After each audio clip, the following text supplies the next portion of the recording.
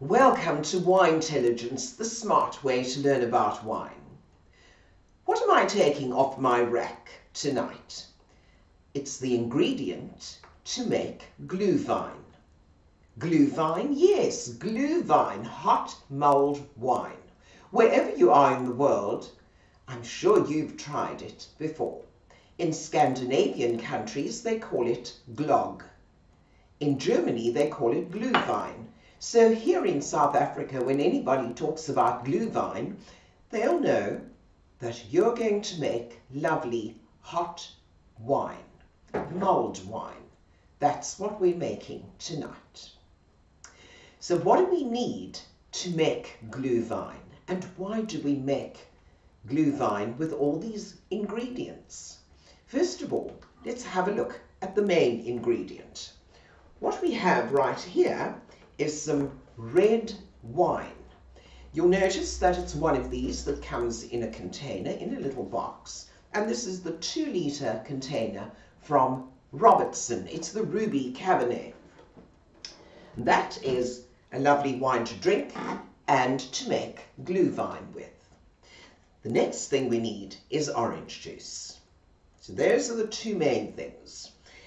We also need a number of spices. You'll notice right here that we have ginger, we have star anise, cloves, we've got pimento, which is also called allspice, and we have stick cinnamon. Now all of these ingredients and these spices also have medicinal properties. Many people have used them over the centuries for various things, whether it is for stomach problems, whether it is to dull pain. They use various of these ingredients as antioxidants. And so I reckon that when we put that into our mulled wine, we're going to get some good health benefits as well. Also, citrus, the oranges and the lemons, are vitamin C. And we all need vitamin C, especially during the winter months. So don't feel guilty. I'm really doing this just to keep healthy during the winter. So what do we need? We're going to need our red wine, which I've pre-poured, along with the orange juice, our spices, and I haven't shown you this. I've pre-soaked some raisins in some delicious brandy, so that when you taste these raisins once they come out of the wine, or when you're drinking your wine and you bite on raisin, you're going to get that lovely, lovely brandy character coming through as well. So all these ingredients are going to go into our cooking pot. So I'm going to turn my back on you for a minute and just simply put all of these into the cooking pot to simmer. Excuse me as I turn my back on you. I'm back.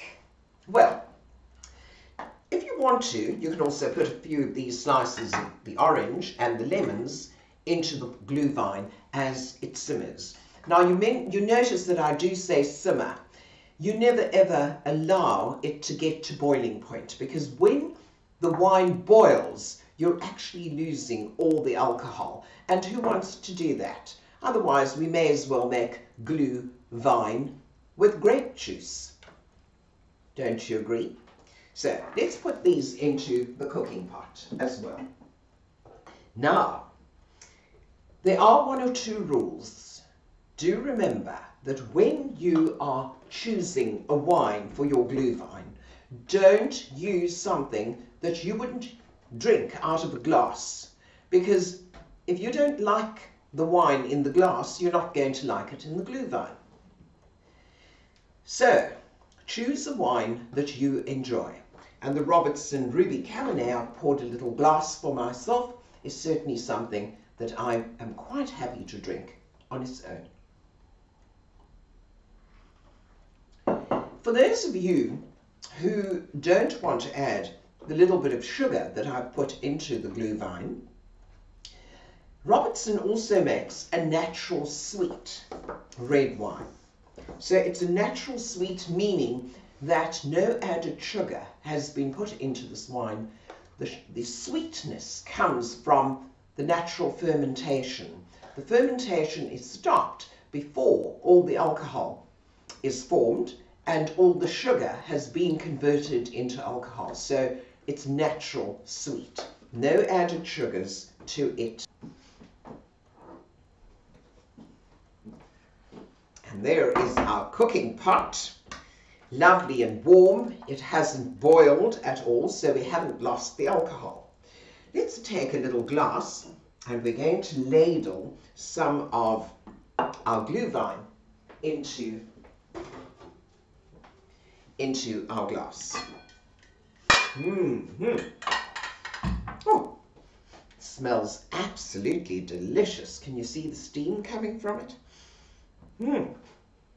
Now, some of you may not like to have all the solid particles floating in your glass. Quite honestly, I love having all these flavors. If you want to strain it, you can do that, or simply ladle out in a wide spoon that has some holes in it, and you can remove all the spices. There we have that. Isn't that lovely?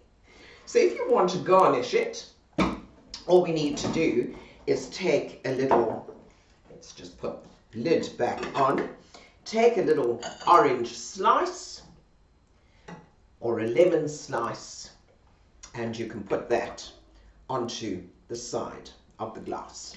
And there we have it. Delicious, delicious gluhwein. I'm going to try it. Let's take that orange off. Oh, that's really, really nice. If you want to, and you want to do something really special, you may want to add a little dash of brandy into your glass. Now, this is something really special, and somebody's going to say, why are you putting that into your gluhwein? I'll tell you why. Because a 10-year-old from 8 Cake Estate is a very, very fine brandy to have. It's the Grand Reserve, and just a tiny dash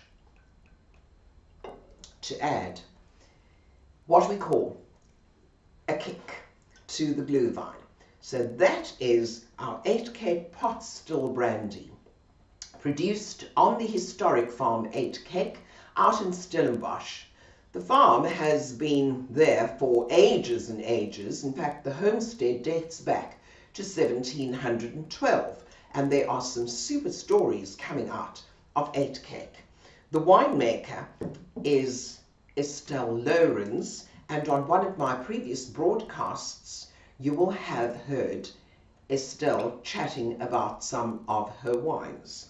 If you don't want to put it into your gluhwein, then simply pour just a little bit into a glass like that and enjoy it on its own as you savor your wine as well as your brandy on a winter's night.